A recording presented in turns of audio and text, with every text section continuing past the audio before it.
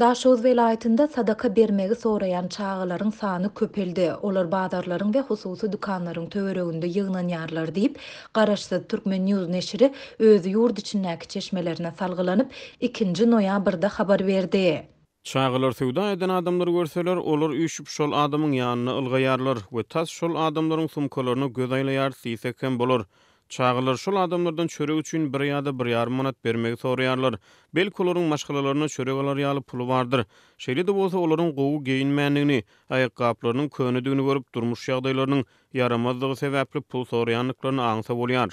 Diýip neşir öz çeşmesiniň sözlerini titirleýär. Neşir käbir ýuka ýürekli adamlaryň çağalara pul berýändigini ýöne raýatlaryň arasynda bu çağalaryň enatalarynyň işsizdigini aýdyp, olary maddi taýdan goldamagy degerli hasaplamaýanlaryň bardygyny hem belleýär.